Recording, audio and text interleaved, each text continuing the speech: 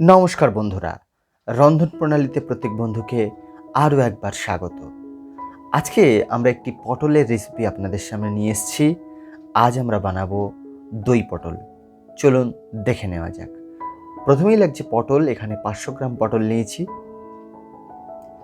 পটলটাকে একটু একটু করে খোলাটা ছাড়িয়ে নিতে হবে, পুরো ছাড়াবো না খোলা, আর দুই দিকে একটু একটু করে চিড়ে দিতে হবে। এবার পটলের মধ্যে আমরা দিয়ে দিচ্ছি হাফ টিস্পুন নুন, দেব হাফ টিস্পুন হলুদ গুঁড়ো। নুন হলুদ দিয়ে পটলটাকে ভালো করে মাখিয়ে নেব।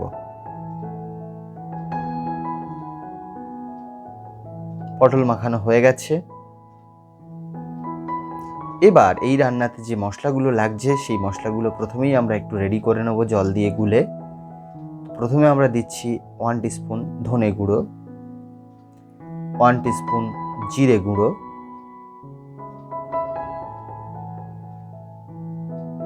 দিচ্ছি 1/4 টিস্পুন গোলমরিচ গুঁড়ো, দিচ্ছি হাফ টিস্পুন কাশ্মীরি লঙ্কার গুঁড়ো,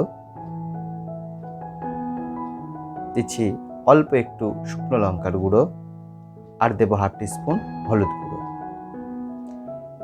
এবার এই মশলার মধ্যে একটু জল দিয়ে মশলাটাকে গুলে নেব।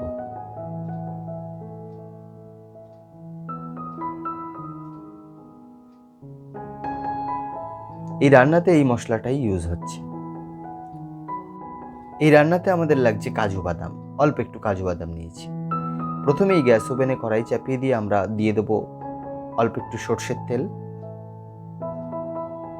তেলটা গরম হলে তার মধ্যে দেব 1 টিস্পুন ঘি। এর মধ্যে পটলটা আমরা ভেজে নেব। সমস্ত পটলগুলো দিয়ে দিলাম। এবার পটলটাকে লাল লাল করে ভেজে নেব। রন্ধন প্রণালীর সমস্ত দর্শকদের কাছে আমাদের অনুরোধ, এখনও যারা আপনারা এই চ্যানেলটি সাবস্ক্রাইব করেননি, চ্যানেলটি সাবস্ক্রাইব করতে ভুলবেন না, আর বেল আইকনটি প্রেস করে দেবেন। পটল ভাজা হয়ে গেছে। পটলগুলো এবার আমরা তুলে নেব।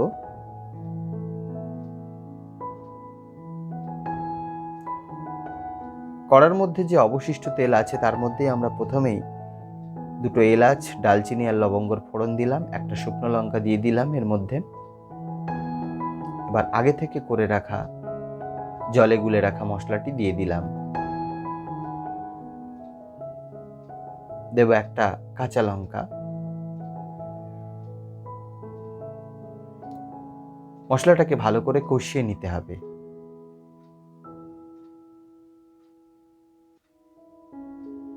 এবার দেব 1/4 টিস্পুন আদা বাটা,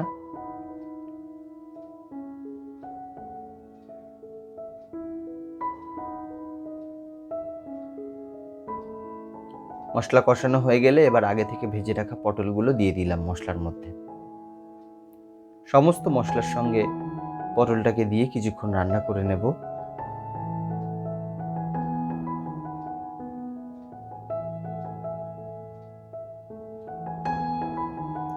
এবার আমরা দিয়ে দেবো পরিমাণ মতো জল, যাতে পটলটা সিদ্ধ হয়ে যায়। এখানে হাফ বাটির একটু কম জল দিয়েছি। এবার পটলটাকে আমরা একটু সিদ্ধ করে নেব। ঢাকা দিয়ে মিনিট 5 রান্না করলেই পটল সিদ্ধ হয়ে যাবে। 5 মিনিট হয়ে গেছে। এবার আমরা দেব অল্প একটু লবণ, হাফ টিস্পুন লবণ দিলাম, হাফ টিস্পুন চিনি দিলাম। এই রান্নাটা একটু মিষ্টি মিষ্টি হবে। এবার দেব কাজু বাদাম বাটা 1 টিস্পুন,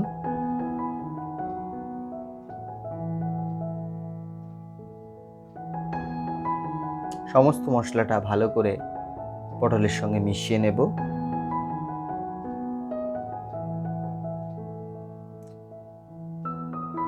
এবার আমরা দেব কিশমিশ,